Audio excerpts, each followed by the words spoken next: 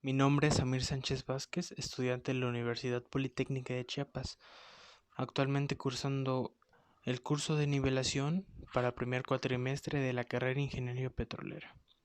Antes de seguir con el video, quisiera darle gracias al maestro Edgar Ángeles Cordero por la gran enseñanza en estas 3 semanas de curso y la magnífica paciencia que nos ha tenido, tanto a mí como a mi grupo. Esperemos verlo pronto. Bueno, en química en esta última semana vimos lo que es la química orgánica y en esta química orgánica vimos varios subtemas. El primero de ellos son las ecuaciones químicas y bueno, aquí vemos algún pequeño texto que dice: las reacciones químicas se representan de forma concisa mediante ecuaciones químicas. Por ejemplo, cuando el hidrógeno H2 arde reaccionando con el oxígeno O2 del aire para formar agua, se forma H2O, como vemos en la figura de abajo. Escribimos la ecuación química para esta reacción como sigue. Aquí podemos ver cómo se puede ver la ecuación H2 más O2 y cómo es que al siguiente resultado la vemos balanceada, que es como estaría balanceada, ¿no? Es como la conocemos, H2O y balanceada. Podemos ver esto. Pero de las ecuaciones químicas necesitan un balance. ¿Y este balance qué es?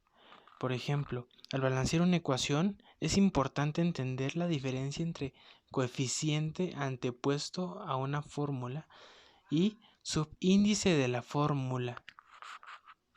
Advierta que la modificación de subíndice de la fórmula, por ejemplo, aquí vemos como en la imagen anterior de H2O, por ejemplo, dice aquí cambia la identidad de la sustancia. La sustancia H2O2, peróxido de hidrógeno, es muy diferente al agua. O sea, podemos escuchar tal vez alguna similitud en decir H2O2, pero este es peróxido de hidrógeno, no es agua, es muy diferente. Hay que tener mucho cuidado con hacer el balanceo de las sustancias porque podemos convertir en otra sustancia totalmente diferente a la que estamos tratando de balancear. En contraste, por ejemplo, si colocamos un coeficiente antes de una fórmula, lo único que cambiamos es la cantidad, no la identidad. Recordemos, por ejemplo, a nosotros poner el 2 después de la sustancia, nosotros estamos cambiando la sustancia. Al ponerlo antes de la fórmula, lo único que estamos haciendo es la cantidad, no la identidad. Hay que tener muy claro eso. Vemos, por ejemplo, aquí una imagen de una ecuación balanceada.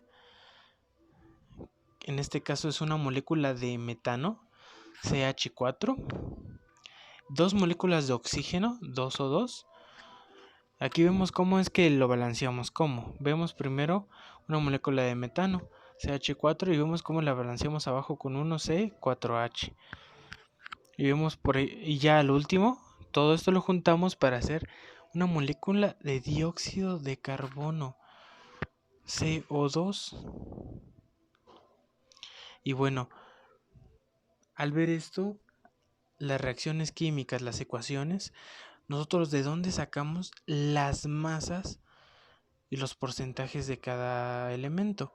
Para esto necesitamos, como ya habíamos visto antes, la tabla periódica, un artefacto, una herramienta indispensable para hacer algunos balanceos, algunas diferentes cosas.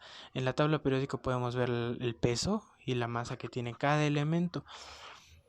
Y por consiguiente vamos a ver el tema de composiciones porcentuales de los compuestos. Y vamos a ver aquí en el siguiente ejemplo, por ejemplo, calcular la composición porcentual del cloruro de etilo. Vemos que C2H5 con una de cloro. Entonces vemos para hacer esto necesitamos primero, vemos en la izquierda, en los azules vemos que vamos a separar todos los elementos. Tenemos C, que es carbono, hidrógeno y cloro. Entonces, ¿qué hacemos con estos? Vemos que tenemos 2 de cloro, ponemos ahí el 2. Hidrógeno tenemos 5 y el cloro tenemos 1.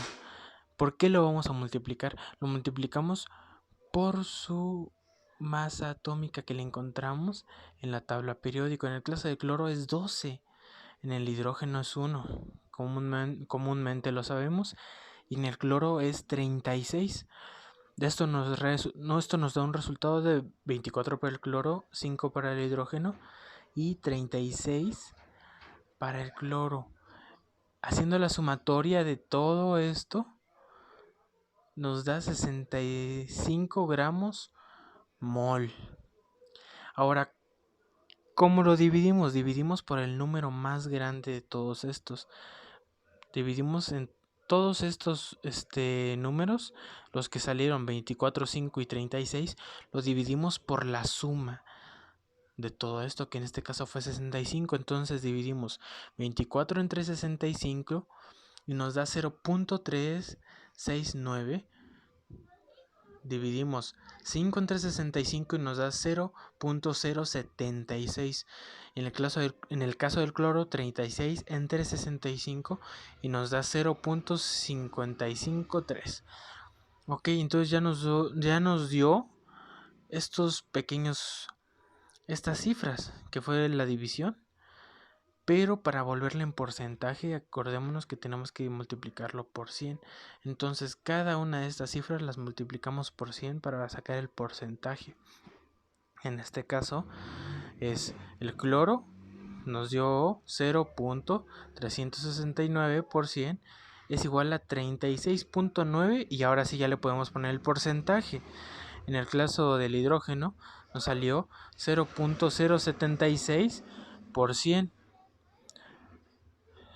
El resultado es 7.6 de hidrógeno, por ciento de hidrógeno en el compuesto. En el caso del cloro vemos que es 0.553 por 100 igual a 55.3% de cloro. Entonces vemos que sacamos el porcentaje de todas estas. Al hacer la sumatoria de todo esto, nos debe dar una cantidad que se acerque a 100 o que sea igual a 100. Si es por ejemplo 98, 99, perfecto. Así comprobamos el resultado de esta forma de calcular la composición. Pero también tenemos que ver cómo podemos sacar ahora el compuesto. Ahora cómo podemos sacar el compuesto que vimos en el ejemplo anterior. En el ejemplo anterior acordémonos que vimos la fórmula ya hecha, vimos todo esto ya hecho, pero ahora vamos a ver cómo descubrir la fórmula de acuerdo a los porcentajes. En este caso tenemos Na un 32.4%, S igual a 22.6% y oxígeno un 45.1%. ¿Qué se hace aquí? Lo que se hace aquí es enlistar los datos. Primero tenemos que ver los datos, que son Na, S y oxígeno. Ponemos los porcentajes a un lado: 32.4, 22.6 y 45.1 para el oxígeno. Ahora, ¿qué hacemos? Lo dividimos por la masa, la misma masa que encontramos, como ya habíamos dicho en los ejemplos anteriores, en la tabla periódica. En el caso de Na es 23, S es 32 y en el oxígeno todos recordemos que es 16. A esto nos da 1.408 para el Na, 0.706 para S y 2.818 para el oxígeno. Ahora, ¿por qué lo dividimos? Lo dividimos por el resultado más bajo que nos haya dado en estas tres divisiones. Entonces el resultado más bajo es 0.706, como se ve en la imagen. Entonces lo vamos a dividir a cada uno por esos. Al dividir cada uno por esos, nos da, en el caso del primero, 1.408 entre 0.706 es igual a 2. En el segundo nos da 1 y en el tercero nos da 4. Entonces podemos ver que de Na tenemos 2, de S tenemos 1, pero lo podemos quitar porque ya sabemos que 1 pues eso representa 1, y de oxígeno tenemos 4, y todo eso lo podemos encontrar ahí. Ahora vemos mol y masas molares. Es muy importante saber cómo calcular el mol y las masas molares. Aquí encontramos un ejemplo muy fácil, que en este caso es cómo calcular moles y gramos. En este caso tenemos aquí los datos que nos dan. Necesitamos buscar N, que es los moles, y tenemos M, que es la masa, 200 gramos, por F2, que es en este caso, ¿no? La sustancia que tenemos, y la masa mayor, que es 54 gramos mol. ¿Qué hacemos en este caso ya al tener todos estos datos de 54 gramos mol? Vemos que tenemos 200 gramos, que sería la M minúscula. Lo dividimos entre la M mayúscula, que es masa mayor, que son 54 gramos mol.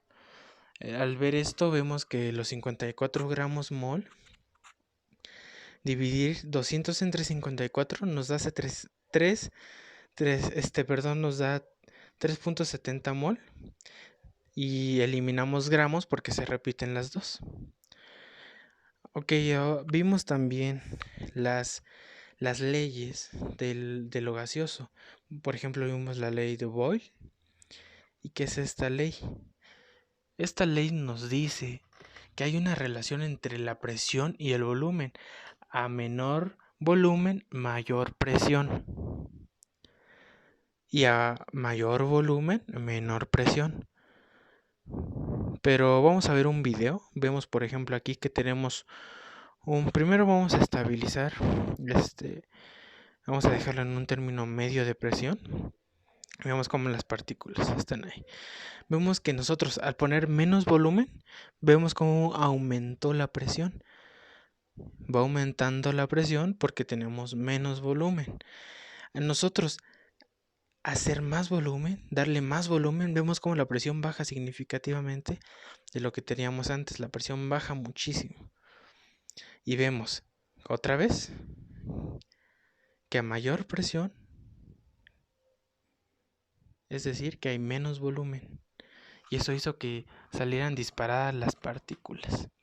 Esto es básicamente la ley de Boyle.